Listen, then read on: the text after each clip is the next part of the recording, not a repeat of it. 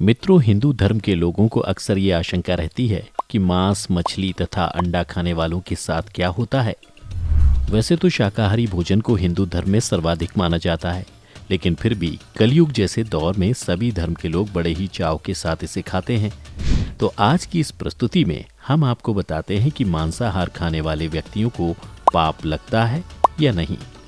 नमस्कार दर्शकों, स्वागत है आपका द डिवाइन टेल्स पर एक बार फिर। वेदों में जानवरों को मारना पाप माना गया है और मांस खाना सख्त मना है। अथर्व वेद में कहा गया है कि आप इन चीजों को चावल, गेहूं, दाल आदि को भोजन के रूप में लें, जो आपके लिए सबसे अच्छा और सादा भोजन है। दूसरी ओर ऋग्वेद में कहा गया है कि गाय जगत की माता है और उसकी रक्षा ही समाज का उत्थान है। उन जैसे सभी जानवरों की रक्षा की जानी चाहिए।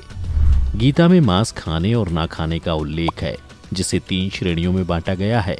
सात्विक भोजन करने वाले मनुष्य के विचार भी सात्विक होते हैं। तामसिक भोजन में मांस और शराब जैसी चीजों का सेवन किया जाता है।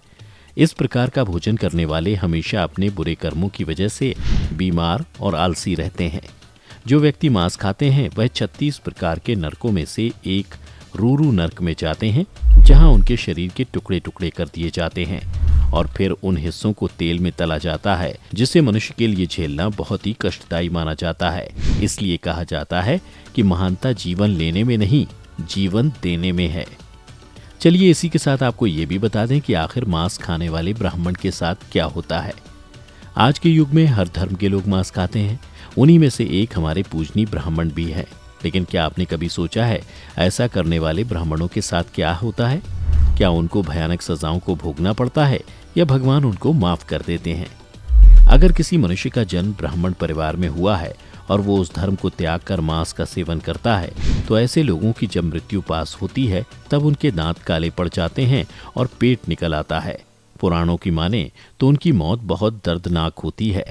कहा जाता है कि अगर भगवान ने किसी को इतनी श्रेष्ठता दी है और उसकी कदर ना की जाए तो भगवान का क्रोधित होना वाजिब है। स्कंद पुराण के काशी खंड के 3 अध्याय में कहा गया है कि जो ब्राह्मण मांस खाता है उसके जीवन पर धिक्कार है। ऐसे ब्राह्मण को ना तो मृत्यु लोक में सुख मिलता है और ना ही मृत्यु के बाद दूसरे लोक में। इतना ही नहीं, स्कंद पुराण के अनुसार भगवान शिव उन लोगों की पूजा कभी स्वीकार नहीं करते जो लोग मांस मदिरा का सेवन करते हैं। गाय मांस का सेवन करना तो बहुत बड़ी बात है। वहीं वराह पुराण के अनुसार भगवान विष्णु के वराह अवतार कहते हैं कि जो मनुष्य मांस खाता है, मैं ना तो उसकी पूजा स्वीकार करता हूँ और ना ही उसको अपना भक्त मानता हूँ। साथ ही वो पृथ्वी देवी से कहते हैं कि जो मनुष्य गौ माता का मांस खाता है उसे मैं हर तरह से बर्बाद कर देता हूँ और वो मेरे लिए एक अपराधी के समान होता है। उसकी हर सुख सुविधा को मैं मिट्टी में बदल देता हूँ। इसके अलावा भगवद गीता में भगवान श्री कृष्ण ने यह भी बताया है कि मनुष्य को क्या खाना चाहिए और क्या नहीं। भगवान कृष्ण के अनुसार मांस एक तामसिक भोजन है, जिसके सेवन से मनुष्य की बुद्धि क्षीण होने लगती है और मनुष्य अपनी इंद्रियों पर से नियंत्रण खो देता है। उसके बाद मनुष्य ना चाहते हुए भी कई तरह के अपराधों का भागी बन जाता है और ऐसा मनुष्य जब मेरी पूजा करता है या मुझे याद करता है तो मैं उसके पास नहीं जाता हूँ। इस तरह का भोजन करने वाले लोग अक्सर कुकर्मी, रोगी, दुखी और आलसी होते हैं। आज के युग में लोग घर पर तो मांसाहार नहीं खाते, पर बाहर जाकर खाते हैं या अपने मित्रों के साथ मिलकर मांस का सेवन करते हैं। उन्हें लगता है कि ऐसा करके वो पाप के भागीदार नहीं बनेंगे, लेकिन ऐसा सोचना बिल्कुल गलत है। उन्हें भी ठीक वही सजाएं मिलेंगी जो बाकी मांसाहारियों को भगवान द्वारा मिलती हैं। एक मनुष्य हर किसी को धोखा दे सकता है, लेकिन परमात्मा से धोखा करना नामुमकिन होता है। इसीलिए कहा जाता है न घर में और ना ही कहीं बाहर मांस का सेवन नहीं करना चाहिए।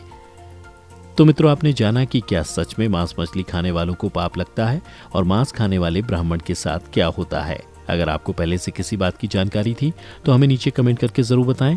आज की इस वीडियो में बस इतना ही। हम उम्मीद करते हैं कि हमारी वीडियो के जरिए आपको कई सवालों के जवाब मिल गए होंगे।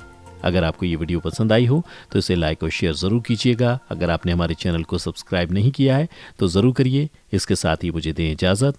इस वीडियो को अंत तक देखने के लिए आपका बहुत बहुत शुक्रिया। और हाँ, अब आप हमारे सभी वीडियो फेसबुक पर भी देख सकते हैं, जिसके लिए आपको फेसबुक पर द डिवाइन टेल्स के पेज को लाइक और फॉलो करना होगा।